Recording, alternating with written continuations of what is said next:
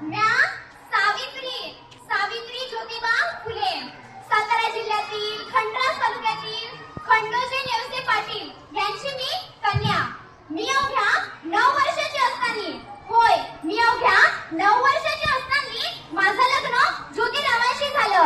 आणि हळूहळू मला कळायला लागलं की ज्या माणसाशी माझं लग्न झाले ना, तो साधा सुद्धा माणूस नाही, तर या जगाला ऊर्जा देणारे क्रांती सूर्यास्त आहे. त्या काळी बायांना उभरावं लागण्याची पद्धत नव्हती. बाईच्या जातीला कसं आपण बरं आपलं घर, हे स्त्री पुरुष उच्च नीच असा लई भेदभाव होता. पण या सगळ्यांवर एकच उपाय, ते म्हणजे शिक्षण.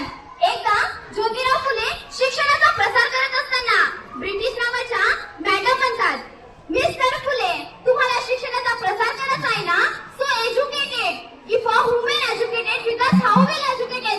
पण तुम्ही म्हणता तुम्हाला घराच्या बाहेरच पडू देत नाही, सो बॅड मिस्टर फुले, सो बॅड. झालं, ज्योतिराव आले माझ्याकडे पाटी पेन्सिल घेऊन आणि मला म्हणाले, सावित्री आजपासून मी तुला शिकवणार. झालं माझं शिक्षण सुरू.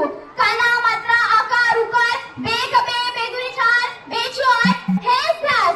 अहो मी बघता बघता लिहायला सुद्धा लागली, बघता बघता काव्य सुद्धा रचू लागली. कशातच आम्ही पुण्याच्या भिडेवाड्यात मुलींसाठी पहिली शाळा सुरू केली आणि मी तिथं पहिली शिक्षिका आणि मुख्याध्यापिका सुद्धा झाली. ओहो, शेपटासारखं जगाल तर ना काम तमाम होईल.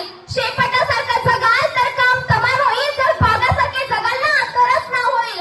जर वाघासारखे जगाल ना तरच ना होईल. पण धर्माचं मात्र धर्म उडाला म्हणून कोल्हेपुरी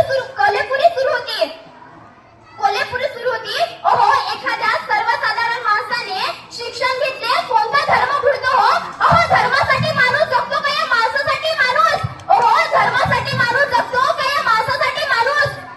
अशाच अहो, मी शेण फेकलं तरीही सहन केलं, दगड फेकले तरीही सहन केलं, शिवा घेतले तरीही सहन केलं. अशातच माझ्या सहनशीलतेचा अंत झाला होता. तेवढ्यातच एक गतिकर माझ्या समोर म्हणतो, ए कवडे, कुठे निघालीस? तू आमच्या मुलीबाळींना शिकवणं बंद कर. तुला तुझी अब्रू पाडी आहे का ते शिक्षण? कदाचित त्याला माहित नसावं की आम्ही ज्योतिराव फुले यांच्या पत्नी असावं.